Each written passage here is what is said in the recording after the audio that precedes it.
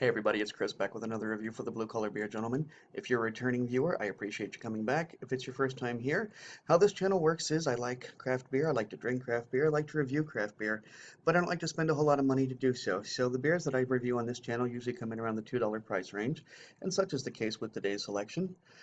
The I never noticed that before. The Anderson Valley Brewing Company's Boonville Gold Ale. Right here in a 12-ounce can, I paid $1.90. I'm sorry. Yes, I did pay $1.99 for it. It has a 4-point ABV. And did I get? No, I never did find IBUs. So sorry, the IBUs are not available on the can. I don't think I found them at the brewer's site either. But anyway, it's 4.8 ABV, homegrown in Mendocino County. They are a California brewer.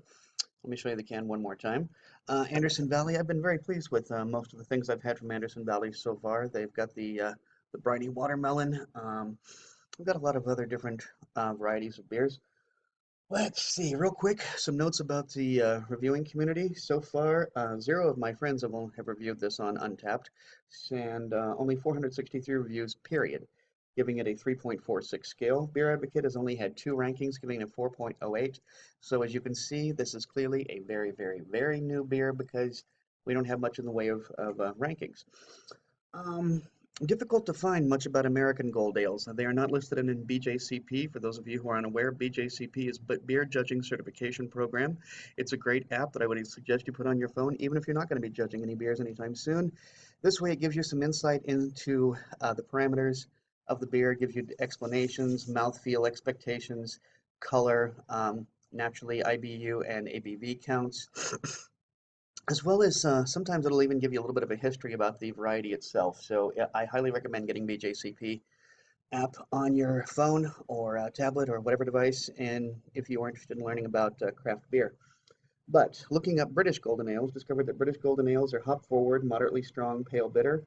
The refreshing summer beers serve colder than other beers. So anyway, also found out that British Golden ales usually come in between 3.8 and 5.0 ABV. As I said, this comes in at 4.8, so this is actually on the little higher end. IBUs usually are at 20 to 45, but we don't know the IBUs on this one. So that's all I've got. But if you do want to check them out, their website is right here on the can. You can see there, it is avbc.com in case that's not coming through very clearly. And I was looking to see if I had a brewed on date or a drink by date or enjoy by date, but I do not see one. So anyway, that's the ins and outs of that. There's not a whole lot to tell about this variety, not a whole lot to tell about the beer because it hasn't been out very long.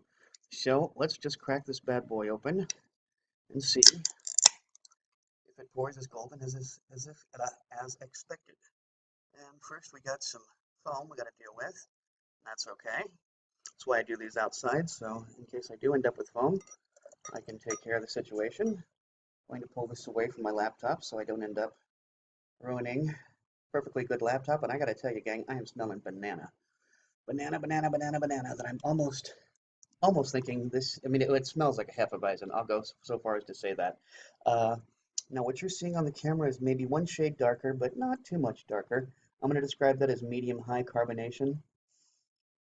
I do have some carbonation coming through, but not a whole lot. And I'm sorry. I think I should describe that actually as full high carbonation. Yeah, because there's still plenty of carbonation coming through. As you can see, the head is not particularly heavy, but it's also kind of resilient. So I'm going to do a quick beard wipe, see what I come across. And I get more of that banana. Going to stick my schnoz directly in, see what I can find. Okay, now the banana is subsiding and I'm getting more of a citrusy smell. Actually kind of giving way from banana to almost like a vanilla and orange, like a creamsicle kind of smell. Yeah, actually, that's what this smells like to me, is a creamsicle with the orange and the cream smell. That's exactly how I would describe the aroma of this particular beer. I'm going to quit yapping my flap and get to drinking. Cheers.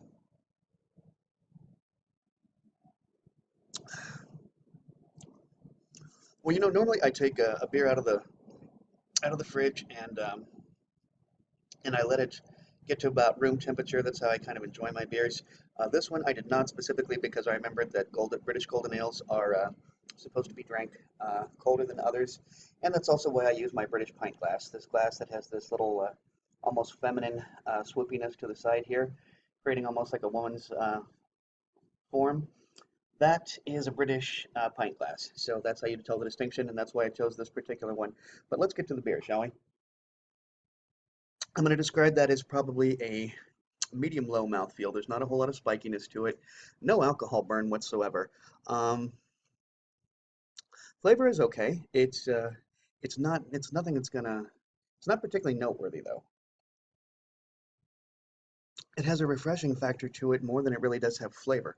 In fact, that I might even kind of compare it to a lager, but it is a little bit sweeter than most lagers. There's just a little tinge of sweet. I'm gonna guess that's the maltiness. Um, Now, as I said, it's a British golden ale typically is hop forward, moderately strong, pale bitter.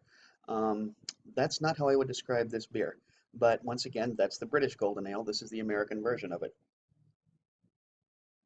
What's ironic about that is that usually the American version of a beer, you find a more hop presence than you do with British varieties. In fact, that's basically how Commonwealth beers even really started, was taking British beers and adding hops to it.